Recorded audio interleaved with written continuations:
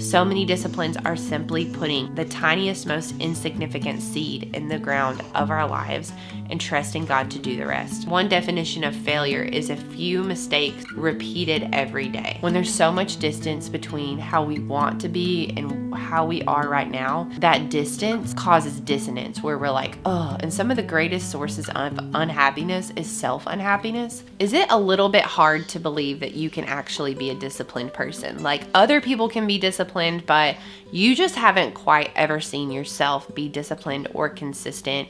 I'm going to tell you why today. I truly, truly believe that you can be a disciplined mama, be a disciplined woman, why it's possible for you. It's possible for all those other people out there. I'm going to tell you today, it is possible for you. You can level up. You know, we can all stop being mediocre and we can take it to the next level and start to become the mama and become the woman that we've really desired to be.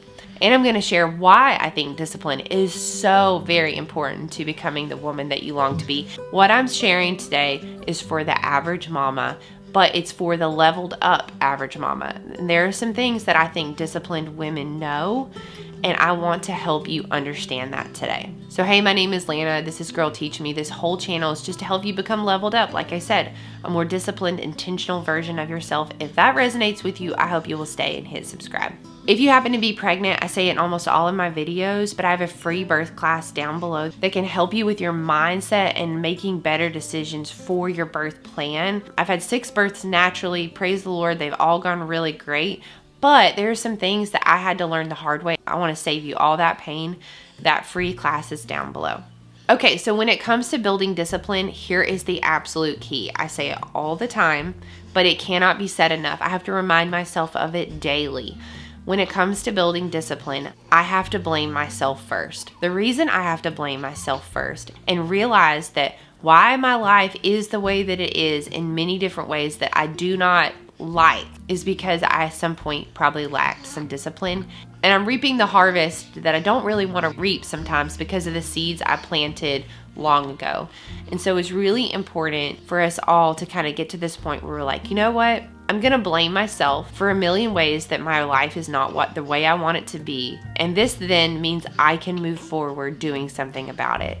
This unlocks so much freedom when we realize, I tell my kids, even if you're the pepperoni on the pizza, because I'm like, what part of the pizza is you? What part of that pizza was you fighting with your brother or whatever? They want to blame the whole pizza, every bit of it, on their sibling, when generally they can at least own a pepperoni. Like, even if we're just owning a pepperoni, there is some part of our lives that can get better. The building discipline really starts with us understanding that it's just the simple power to choose. God gives us the power to choose. And I think about a big oak tree. All he asks us to do is put the seed in the ground, and he is the one that actually builds the tree. Like, we don't even have to do the hard part. We don't have to build the tree. We just put the seed in the ground, and God does the miraculous work.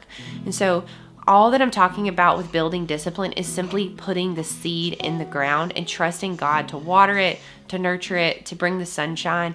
And he brings the fruit about in our lives when we're faithful to plant the seed. So many disciplines are simply putting the tiniest, most insignificant seed in the ground of our lives and trusting God to do the rest. And if you hear all kinds of precious sounds, my baby boy is on my lap hanging out with me. He is a loud breather for sure. The next thing is add in some daily disciplines and be relentless, like relentless about these daily disciplines. Protect them like a mama bear protects her cubs.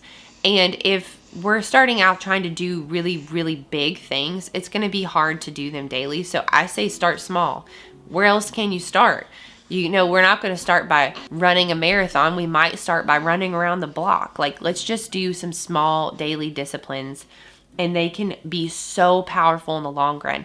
But here's the difference between small daily disciplines and not doing them. It's kind of like the idea of like an apple a day keeps the doctor away.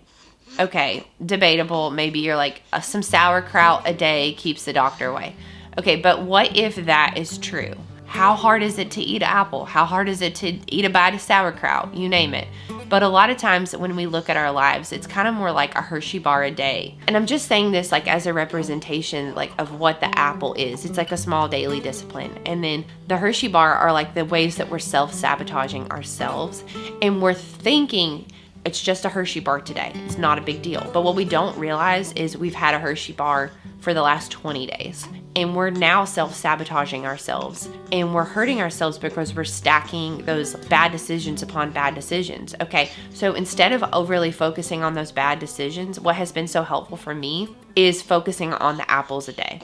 So for me, in this postpartum season, what that looks like is I'm taking my supplements every day. I'm taking my little like concoction drink. You know, it's got some probiotics, it's got some creatine, it's got some electrolytes, I've got some mineral drops. I'm taking that with my supplements. I am drinking, I like a tonic for postpartum. I'm going on a basic walk. I'm doing a little bit of journaling. I'm trying to listen to the Psalms, like one Psalm a day. I'm trying to read like 10 pages a day of a book or the Bible or something like that. And I'm trying to make sure I'm doing my posture exercises because with nursing, I'm so hunched that just doing my posture exercises and stretches helps me. Okay, so I'm just giving you an example of mine. What would move you forward is completely up to you. But I'm telling you, it seems so easy to skip these things. They seem so insignificant. We're like, let's get on to the real work. Let's get on to the real stuff. But what helps with daily disciplines is to see these small little actions as links in a chain that create a cable that pull us up to where we want to be. And eventually, some of these daily disciplines, they get so ingrained in us, we don't even really have to think about them. And then we can kind of start to level them up, make them harder, add more to it because some things become automatic. But when we link those bad decisions day after day after day, I mean, one definition of failure is a few mistakes repeated every day, just like day after day. And when we do the same things we've always done, we're going to get the same results we've always gotten. And I think you're watching this video because maybe you want to build some disciplines and you want your life to look better in a certain way. That means we're going to have to do things different than we've always done. Like if we've had ice cream at night, every night for the last 3 years and we don't like the way our body looks, maybe we need to change it. Like just something very small. If we never go for a walk, maybe just adding in a 10-minute walk. If we never read the Bible and we feel anxious about life all the time, just adding in 5 minutes of opening our Bible. Maybe read through the book of John or reading through the book of James or something like that. But it's never going to change unless we take action, just like it's never going to change if we don't put that seed in the ground. It's so small, but if we put the seed in the ground and we say, Lord, I need your help in this area of my life. I'm going to just continue to do this daily discipline. Can you make it into so much more? I trust you. Like I'm going to bring my fish and loaves like that little boy did. And I'm going to trust that you're going to feed the 5,000 with it, Lord. Like he does that kind of stuff. That's the way the Lord works. That's his math. That's his economy. But he's not going to go for the walk around the block for us. He might help us have the energy. He might give us the health to do it.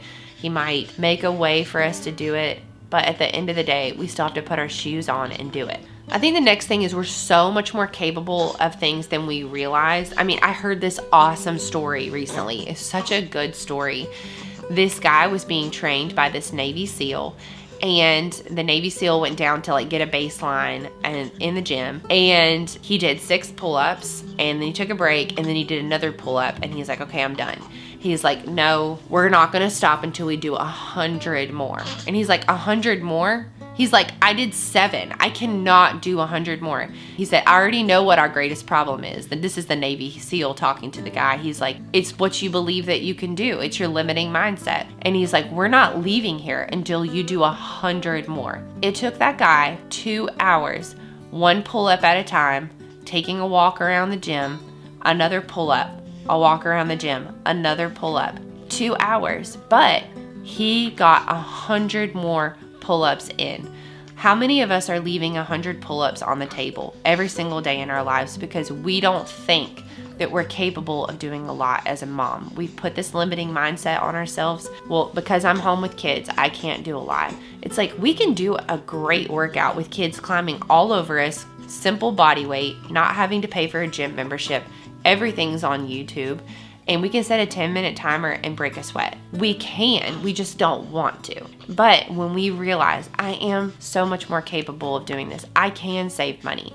I can have self-control. I can get stronger. I can, whatever the goal is, we are probably all leaving those pull-ups on the table. We are probably under indexing in so many different areas of our lives if we're being honest with ourselves and if we just pushed ourselves. And I love this quote, but it was from another Navy SEAL, and he was saying that almost all of us, when our brain says to quit, we're only at about 40% of what we're capable of. And these people, these Navy SEALs, they go through the hardest training, the most rigorous stuff. But I think that I've seen this every time I've done a road race. My body is saying, please quit. My legs are so tired and I can keep going. I just don't want to. My body's saying, please stop. Which leads me to the next thing, that I think we should expect the pain. Pain is just coming. And when we expect the pain and we know that in our days as moms, we are going to meet something hard, whether it's the simple thing of a toddler having poop on their hand, or we're going to have some kind of discipline issue we need to deal with, or some kind of setback financially, some kind of bill in the mail we weren't expecting. Expect the pain. In this world, we are going to have trouble. The Lord says we are, and we are going to have trouble from inside ourselves and outside of ourselves. So when we just expect it, it can kind of help us push through and do the next right thing, even when it's hard. I talk about this in my birth course, but I talk about the difference between being a buffalo and being a cow. Who knows if this is really how buffaloes and cows operate, but this story has been so helpful for me that buffaloes run right into a storm because they know they're going to be in the storm less time and there's going to be well-watered grass on the other side. However, cows run from the storm, thinking they can outrun it. They end up being in it far longer.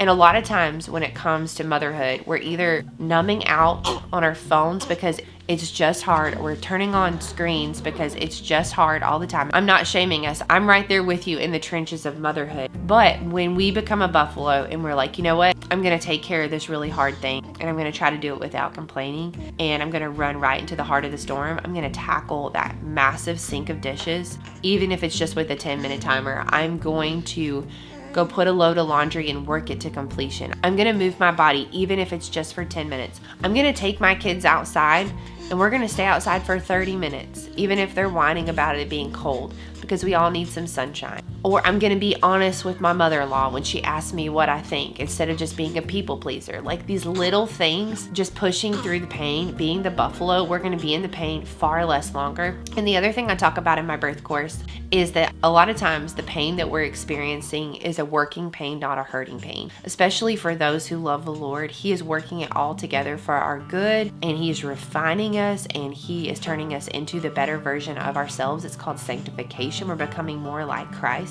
But it's going to be really painful. And there's an example in the Bible of a refiner's fire. And the way they used to purify gold was they would heat it up really, really hot. And then the dross, or the impurities, would rise to the top. And then you would wipe away the impurities, heat it again. Wipe away the impurities, heat it again.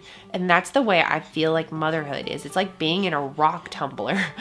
Instead of being smoothed by a calm stream over years and years and years and becoming a smooth pebble, I feel like I'm just being cranked in this rock tumbler sometimes. It's a working pain because the Lord is working something in us.